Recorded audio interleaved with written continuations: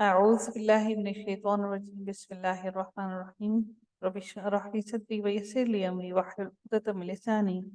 يفقهوا قولي ربنا زدنا علما اللهم فقهنا في الدين آمین یا رب العالمین۔ آغاز کرتے ہیں ہم لوگ رکوع نمبر 17 کا، اس کی تفسیر کو دیکھتے ہیں، اللہ تعالیٰ نے کیا ارشاد فرمایا اس کو سمجھنے کی کوشش کرتے ہیں۔ یا ایھا الذین آمنوا کونوا قوامین بالقسط شہداء للہ۔ یہاں پر بھی اللہ تعالیٰ اہل ایمان کو پکارتے ہوئے بلاتے ہوئے انہیں تنبیہ کرتے ہیں۔ اللہ تعالیٰ ارشاد فرماتی ہیں کہ اے لوگو، اے ایمان والو، عدل پر اور انصاف پر، بالقسط، جو ایمان تو لے آئے ہو لیکن ایمان لانے کے بعد اب تم نے کیا کرنا ہے، انصاف کو پر مضبوطی سے جم جانا، اور شہداء للہ، اور جب تم گواہی دینے لگو، جب تم اللہ تعالیٰ کے لیے جب تم گواہی دینے لگو، یعنی کہ تم جب گواہی انسان کوئی بھی کسی بھی بات پر دیتا ہے تو اللہ ہی کے لیے ہوتی ہے، اللہ کی خوشنودی کے لیے، اور اللہ کا حکم ہے گواہی دینے کا، گواہی کو چھپانے کا اللہ تعالیٰ نے ہمیں حکم نہیں دیا ہے۔ تو جب بھی انسان، اللہ تعالیٰ نے ان کے لیے ارشاد فرمایا کہ جب بھی تم گواہی دینے لگو تو پھر تم کیا کرو کہ ان گواہی کا دیتے وقت تم اپنی، چاہے وہ گواہی تمہارے اپنے خلاف ہی کیوں نہ ہو، اپنے نفس کے خلاف ہی کیوں نہ ہو، یا تمہارے والدین کے خلاف ہو، یا تمہارے قریبی رشتہ داروں کے خلاف ہو جن سے تم بہت زیادہ محبت کرتے ہو، اگر تمہاری گواہی ان کے خلاف کی جا رہی ہو تو تب بھی تم اس گواہی کو انصاف کے ساتھ، عدل کے ساتھ بیان کر دو، تم نے اس گواہی کو چھپانا نہیں ہے۔ ان یکن غنیا او فقیرا، اور ایسا بھی نہ ہو کہ تم غنی جو امیر ہے اس کے حق میں گواہی دے دو، اور جو فقیر جو غریب ہے اس کے خلاف گواہی دے دو، صرف اس لیے کیونکہ جو امیر ہے تم چاہتے ہو کہ تمہیں اس کے غنی انسان سے تمہیں کچھ فائدہ حاصل ہو جائے گا، اور فقیر تمہارے لیے کیا فائدہ حاصل تمہیں دے گا۔ تو یہ سوچ کر بھی غنی کے حق میں گواہی ہرگز نہ دینا، اور کسی فقیر کے خلاف گواہی اس لیے مت دینا، اصل گواہی کو قطعاً مت چھپانا۔ گواہی چھپانے کی یہی معاملات ہوتی ہیں نا، یا تو پھر آپ کے جس سے دل رغبت رکھتا ہو، یا آپ کے کوئی قریبی رشتہ دار ہوں، آپ کو اندیشہ ہوگی آپ کی اس گواہی سے اس کو نقصان پہنچے گا، یا پھر کسی امیر کی خاطر ہم اس کی روب اور دبدبے میں آ کر اس کی حق میں گواہی دے دیتے ہیں، اور فقیر کا ہمیں معلوم ہوتا ہے کہ یہ تمہارے خلاف کچھ نہیں کر سکتا ہے، تو پھر ہم ایسے لوگوں کے بارے میں گواہی دے دیتے ہیں۔ تو اللہ تعالیٰ ارشاد فرماتے ہیں فَاللَّهُ أَوْلَى بِهِمَا، اللہ تعالیٰ کہتے ہیں کہ ان دونوں کے ساتھ اللہ کا زیادہ تعلق، تمہیں کیا معلوم کہ کس کا زیادہ تعلق اللہ کے ساتھ ہے، اولا بہما، ان دونوں میں سے کس کا تعلق اللہ تعالیٰ کے ساتھ زیادہ پختہ اور سچا ہے، یہ اللہ ہی بہتر جانتا ہے کہ کس کا تعلق اللہ کے ساتھ کتنا گہرا ہے۔ اللہ تعالیٰ ارشاد فرماتی ہیں فَلَا تَتَّبِعُوا الْهَوَىٰ أَن تَعْدِلُوا، اللہ رب العزت ارشاد فرماتے ہیں کہ اس لیے تم خواہش نفس کے پیچھے پڑھ کر فَلَا تَتَّبِعُوا، پیروی کرنے لگو، الہوا، خواہشات کی، ان تعدلوا، اپنے خواہشات نفس کے لیے تم اس گواہی کو نہ چھپانا، اور تم اس عدل سے پیچھے نہ ہٹ جانا، اپنی خواہشات کی پیروی نہ کرنے لگنا۔ اس کا معنی، اس کا مطلب یہ ہے کہ انسان کا نفس ہمیشہ انسان کو غلط رستے پر لے کے چلتا ہے، اور نفس ایک ایسا جانور ہے کہ اگر آپ نے اس پر قابو نہیں پایا تو وہ آپ کو ہانکتا رہے گا، گھسیٹتا رہے گا، لے کر چلاتا رہے گا۔ نفس ایک جانور کی طرح ہے، اور جب جانور بے قابو ہو جاتے ہیں پھر ہم اس پر کنٹرول نہیں کر پاتے۔ جانور کو جس طرح سے اپنے قابو میں لانے کے لیے سدھارنا پڑتا ہے، اسی طرح سے نفس کو بھی قابو میں لانے کے لیے اس کو سدھارنا پڑتا ہے۔ تو ایسا نہ ہو کہ نفس ہمیں اپنے رستے پر چلائے، ہمیں نفس کو اپنے رستے پر چلانا ہے، اور ہمارا رستہ کیا ہے، اللہ تعالیٰ کی خوشنودی کو حاصل کر لینا۔ اللہ تعالیٰ ارشاد فرماتے ہیں وَإِن تَلْوُوا أَوْ تُعْرِضُوا فَإِنَّ اللَّهَ كَانَ بِمَا تَعْمَلُونَ، اللہ تعالیٰ ارشاد فرماتے ہیں اور اگر تم نے ایسا کیا کہ تم نے اگر اپنے خواہشات پیروی کرتے ہوئے عدل نہ کیا، اور حقیقت کو چھپایا، اس گواہی کو چھپا لیا، اور تم نے اپنی زبانوں کو موڑ لیا، اپنی اعراض کر لیا، اپنی زبانوں کو موڑ لیا سچائی کو بیان کرنے سے، تو اللہ تعالیٰ ارشاد فرماتے ہیں تو تم یہ جان رکھو بے شک اللہ تعالیٰ جو تم عمل کر رہے ہو تم اپنی زبانوں کو موڑ کر اس حق اور سچ کو اس طرح سے موڑ کر بیان کر رہے ہو کہ تمہارا بات شبے میں ڈال رہی۔ تو اللہ تعالیٰ ارشاد فرماتے ہیں کہ تم جو مرضی کر لو، اللہ تعالیٰ تمہارے ہر عمل سے باخبر ہے، وہ جانتا ہے کہ تمہارا یہ عمل کس وجہ سے ہے۔ اس بارے میں ایک حدیث شریف آتی ہے کہ رسول اللہ صلی اللہ علیہ وآلہ وسلم نے حضرت عبداللہ بن رواحہ کو یہودیوں کی طرف بھیجا تھا، تو تاکہ وہ وہاں پر جا کر وہاں کے پھلوں اور فصلوں کا ان کا حساب کتاب لگا سکیں، اور تاکہ اس حساب سے ان کے اوپر ٹیکس لگایا جائے۔ تو یہودیوں نے کیا کیا کہ حضرت عبداللہ بن رواحہ کو رشوت دینے کی پیشکش کی۔ سوچیے کہ رشوت اس وقت بھی تھی، آج بھی ہے اور اس وقت بھی تھی، تو انہوں نے تاکہ ان سے کچھ نرمی کریں، انہوں نے کیا فرمایا، اللہ کی قسم میں اس کی طرف سے نمائندہ بن کر آیا ہوں جو دنیا میں مجھے سب سے زیادہ محبوب ہے، اور تم میرے نزدیک سب سے زیادہ ناپسندیدہ ہو،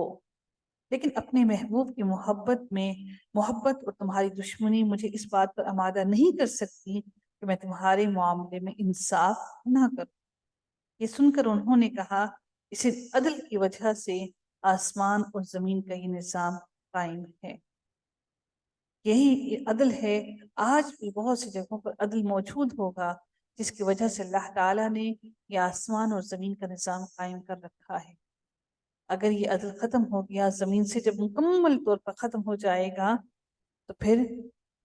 اللہ تعالیٰ اس سارے نظام کو لپیٹ لے گا۔ کہیں نہ کہیں عدل موجود ہے، جس کی وجہ سے یہ نظام ابھی بھی چل رہا ہے۔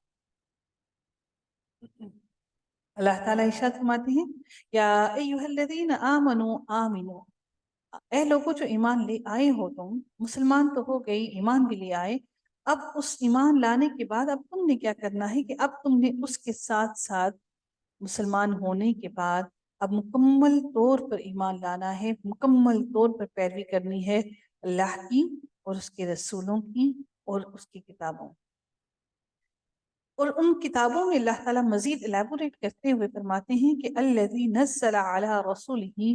کہ وہ کتاب اور وہ چیزیں جو اللہ تعالیٰ نے تمہارے رسول پر نازل کی، والکتاب الذی انزل من قبل، اور ان کتابوں پر بھی ایمان لے کر آنا ہے جو تم سے پہلے یعنی کہ تمہارے نبی سے پہلے نبیوں پر نازل کی گئی۔ اہل یہود کیا کیا کرتے تھے کہ انہوں نے جب حضرت موسیٰ علیہ السلام پر ایمان لے کر آئے، اس کے بعد حضرت عزیر علیہ السلام کو انکار کرنے لگے، پھر اس کے بعد حضرت عیسیٰ علیہ السلام کا انکار کرنے لگے،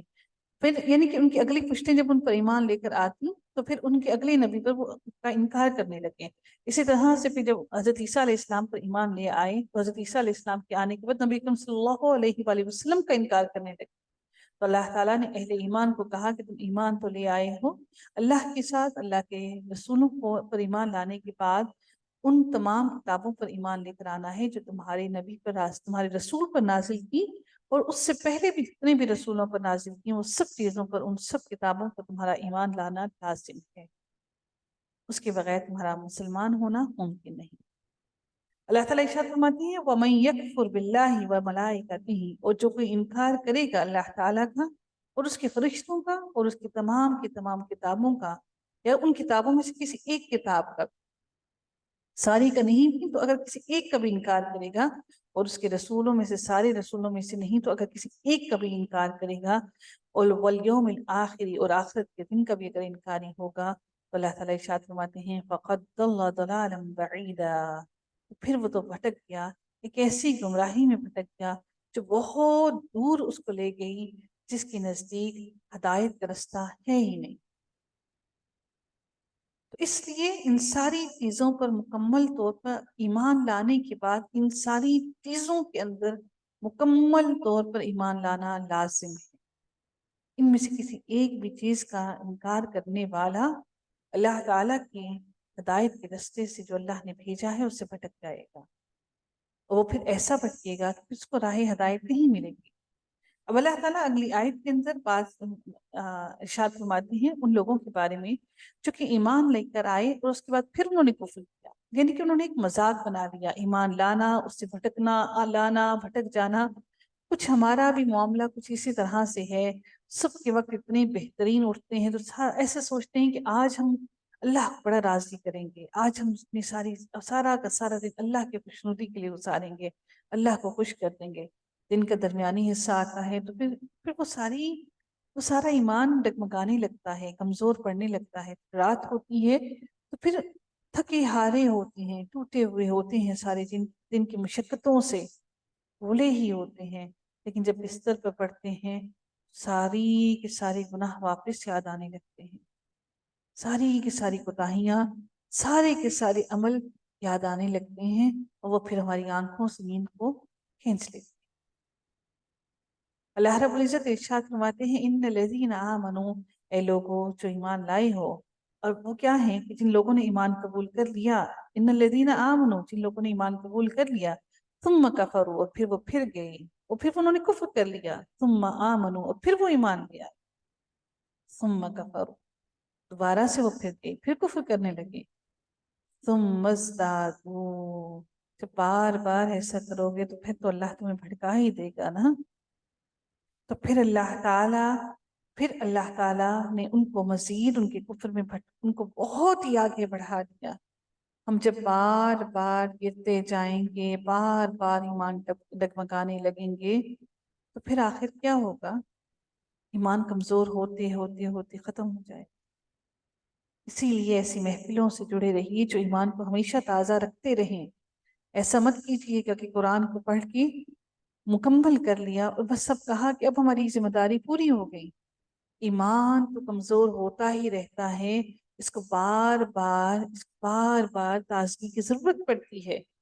جیسے ہمیں نہانے کی ضرورت پڑتی ہے نا فریش ہونے کے لیے۔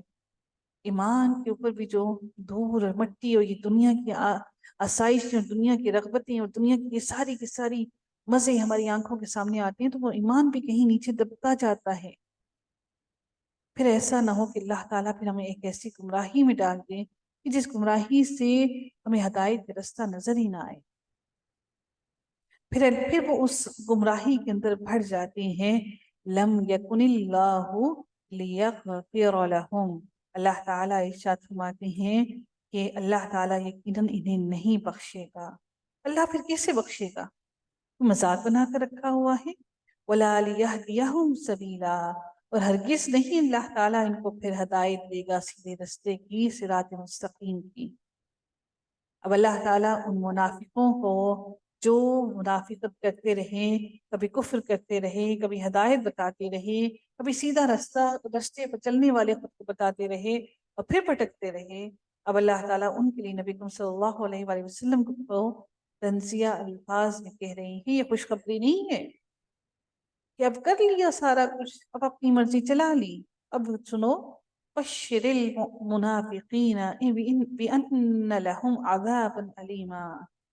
بشر المنافقین، خوشخبری دے دیجیے ان منافقوں کو جن کی زبانوں پر کچھ، دل میں کچھ۔ اب کس چیز کی خوشخبری دے دیجیے؟ اس دردناک عذاب، جس کے درد سے ان کو کوئی نکال نہ سکے گا، جس کا درد ہلکا نہ کیا جائے گا، جس کا درد مسلسل ایک جیسا ہی رہے گا شروع سے لے کر آخر تک، اور اس درد کی وہ عادی بھی نہ ہوں گے۔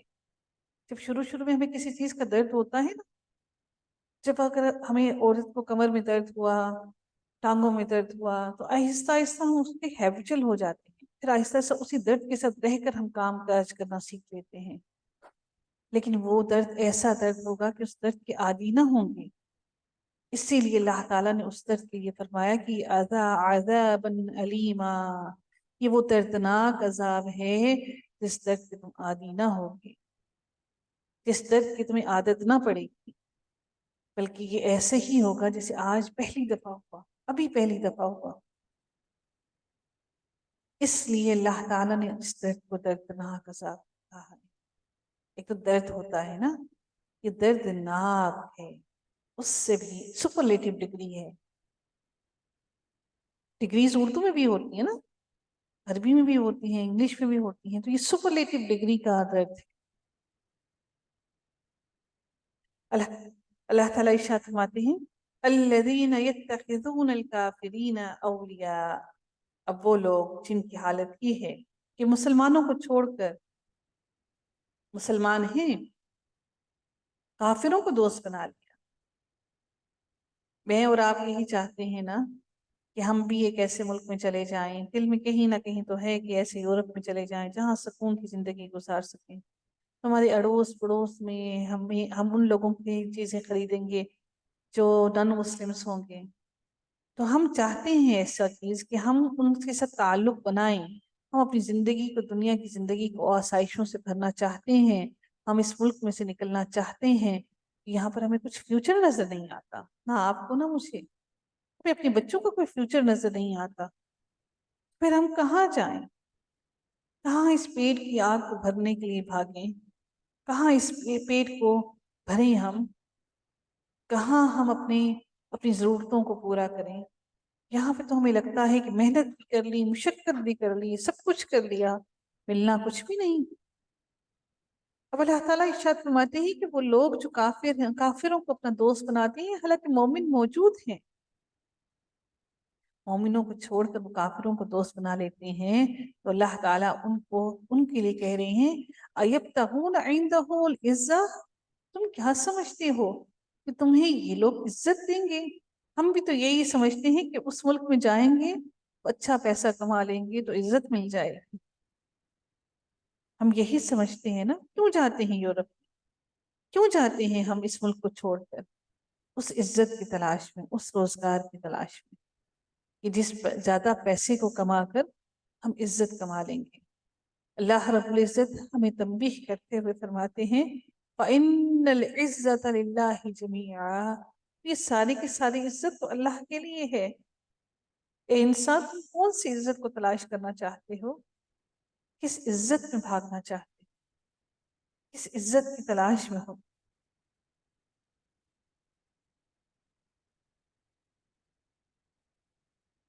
جو انسان عزت کا طالب ہے تو اسے یہ سمجھ لینا چاہیے کہ عزت سب کی سب اللہ کے لیے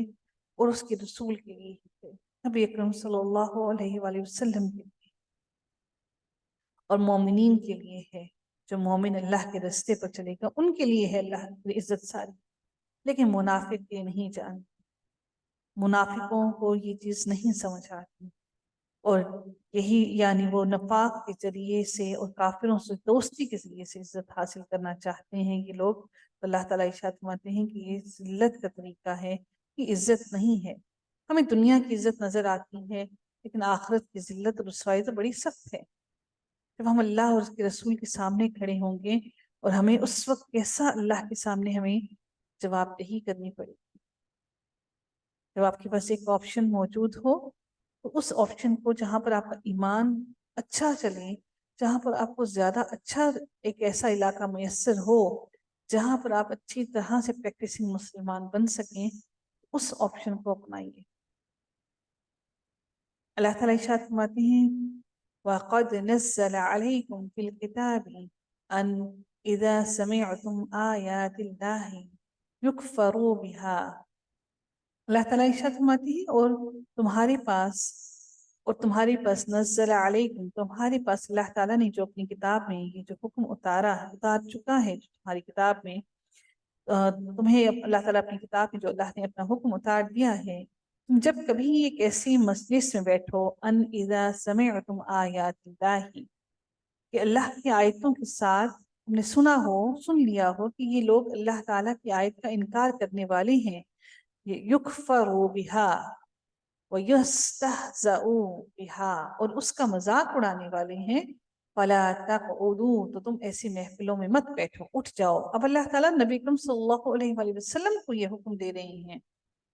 کہ ایسی محفلیں جہاں پر تو اللہ کی کتاب تو اللہ نے نازل کر دی ہے، ان آیتوں کا، اللہ کی آیتوں کا مذاق اڑایا جا رہا ہو اور ان آیتوں کا انکار کیا جا رہا ہو، چاہے وہ کسی ایک لفظ کا بھی انکار کیا جا رہا ہو، تو تم ایسی محفلوں میں مت بیٹھو۔ کیوں مت بیٹھو؟ حتی یخوضوا فی حدیث غیرہ، یہاں تک کہ وہ اس کے علاوہ کوئی اور بات کرنے لگ جائیں، یعنی کہ اللہ کی کتاب، اللہ کے قرآن، اللہ کے احکامات کے علاوہ اگر وہ کوئی اور بات کرنے لگ جائیں اس وقت تم بیٹھو ان کے ساتھ، لیکن اگر اللہ کے دین کی بات ہو رہی ہے اور وہ اس میں غلط باتیں کر رہی ہیں، غلط باتیں بیان کر رہی ہیں، تو تم ان کے درمیان میں مت بیٹھو۔ انکم اذا مثلہم، اس لیے بابجہ اس کے کہ کیونکہ تم جب ان کے درمیان بیٹھو گے تو تم بھی انہی کی مانند ہو جاؤ۔ آج ہم سمجھتے ہیں کہ چلیں ہم تو سیدھے رستے پر ہیں، ایسی محفلیں جہاں پر کوئی تھوڑا بہت کام بدت کا ہو رہا ہے تو ہم شروع میں نہیں جاتے، ہم اینڈ پہ اس محفل تو وہی ہوگی، بس ہم اس محفل کے اینڈ پر چلے جائیں گے، وہاں جا کر ہم بیٹھ کے تھوڑا سا ان کا بھی دل کو خوش کر دیں گے، چلیں ہمارا آنا ان کو پسند آیا۔ تو جو ایسی محفلیں جہاں پر بدت کی باتیں کی جا رہی ہیں، اللہ تعالیٰ کے دین کا مذاق اڑایا جا رہا ہے، یہ مذاق اڑانا ہی ہے نا کہ ہم اپنے پاس دین میں چیزیں شامل کر لیں۔ اللہ تعالیٰ نے ایسی محفلوں میں بیٹھنے سے منع کیا ہے کیونکہ پھر ہم بھی انہی کے جیسے انہی کے مانند ہو جائیں گے۔ اللہ تعالیٰ ارشاد فرماتے ہیں ان اللہ جامع المنافقین والکافرین، بے شک اللہ تعالیٰ منافقوں کو اور کافروں کو سب کے سب کو جمع کرے گا، کس میں؟ ان سب کو اللہ تعالیٰ جہنم میں جمع کرے گا۔ تو ایسی محفلوں میں بیٹھنے سے گریز کیجیے جن محفلوں کے اندر اللہ تعالیٰ کی آیات کو توڑ کر ان کو بیان کیا جا رہا ہو۔ الذین یتربصون بکم، اللہ تعالیٰ ارشاد فرماتے ہیں کہ یہ لوگ تمہارے انجام کا انتظار کرتے ہیں۔ الذین یتربصون بکم، کہ یہ لوگ تک رہے ہیں، دیکھ رہے ہیں، تاک لگائے بیٹھے ہیں کہ تمہارا انجام اپنی آنکھوں سے دیکھیں۔ فَإِنْ كَانَ لَكُمْ فَتْحٌ مِّنَ اللَّهِ، نبی اکرم صلی اللہ علیہ وسلم کو اللہ تعالیٰ ان منافقین کے بارے میں بیان کرتے ہوئے فرما رہے ہیں کہ پھر اگر تمہیں اللہ تعالیٰ فتح دے دیتا ہے تو یہ کہتے ہیں قَالُوا أَلَمْ نَكُنْ مَعَكُمْ، کیا ہم تمہارے ساتھ نہ تھے؟ کہ ہم بھی تو تمہارے ساتھ ہی تھے۔ جب نبی اکرم صلی اللہ علیہ وسلم کو اور اہل ایمان کو فتح حاصل ہوگی تو ان کو یہ کہتے کہ ہم بھی تمہارے ساتھ تھے، ہم بھی تمہارے ساتھ اسی مشقت میں تھے، ہم بھی جہاد کر رہے تھے۔ وَإِنْ كَانَ لِلْكَافِرِينَ نَصِيبٌ، اور اللہ تعالیٰ ارشاد فرماتے ہیں کہ اگر اللہ تعالیٰ کافروں کو تھوڑا بھی غلبہ مل جائے، ان کو کافروں کو جب غلبہ مل جاتا ہے تو کہتے ہیں کہ ہم تم پر غالب نہ آنے لگے تھے۔ قَالُوا أَلَمْ نَسْتَحْوِذْ عَلَيْكُمْ، کہ ہم تم پر غالب نہ آنے لگے تھے، اور کیا ہم نے تمہیں مسلمانوں کے ہاتھوں سے نہ بچایا تھا؟ وَنَمْنَعَكُمْ مِنَ الْمُؤْمِنِينَ، کافروں کے ساتھ کافروں کے بن جاتے ہیں، مسلمانوں کے ساتھ مسلمانوں کے بن جاتے ہیں۔ یعنی کہ اگر اللہ تعالیٰ فتح کا تھوڑا سا حصہ بھی اگر کافروں کو دیتا تو ان کو جا کے کیا کہتے کہ ہم تو تمہیں مومنوں سے بچا رہے تھے، ہم تو مسلمانوں کے ساتھ نہ تھے۔ اور مسلمانوں کو جب فتح اللہ تعالیٰ دیتا تو کہتے کہ ہم تو تمہارے ساتھ کھڑے ہیں، ہم تو تمہیں بچا رہے تھے کافروں سے۔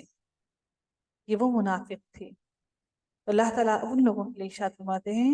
وَاللَّهُ يَحْكُمُ بَيْنَكُمْ يَوْمَ الْقِيَامَةِ، اللہ تعالیٰ ان سارے کے سارے منافقین کے درمیان قیامت کے دن فیصلہ کر دے گا۔ میں اور آپ کہتے ہیں نا اللہ تعالیٰ ان کو ہمارے سامنے کیوں نہیں دکھاتا، ہم کیوں نہیں دیکھتے ان کا انجام، ہم کیوں نہیں اپنی آنکھوں سے ان لوگوں کا انجام دیکھتے جو ہمارے سے برائیاں کر رہی ہیں، جو منافقت کر رہی ہیں، جو تکلیفیں پہنچا رہی ہیں۔ تسلی رکھ لیجیے وہ جو اللہ تعالیٰ دنیا میں سزا دے دیتا ہے وہ سزا دنیا کی بڑی کم ہے، لیکن آخرت کے دن کی قیامت کے دن کا فیصلہ بڑا سخت ہے، اس دن کوئی بچا نہ سکے گا۔ اب اللہ تعالیٰ آگے اس بات کو مزید الیبوریٹ کر رہی ہیں وَلَن يَجْعَلَ اللَّهُ لِلْكَافِرِينَ عَلَى الْمُؤْمِنِينَ سَبِيلًا، اور اللہ تعالیٰ نے کافروں کے لیے کوئی بھی راستہ نہیں بنایا کہ وہ مومنوں سے آگے جا سکے۔ کافروں کے لیے اللہ تعالیٰ نے کوئی راستہ نہیں بنایا، اور اللہ تعالیٰ کافروں کو ایمان والوں پر ہرگز راہ نہ دے، کوئی راہ نہ دے گا ان کو اللہ رب العزت۔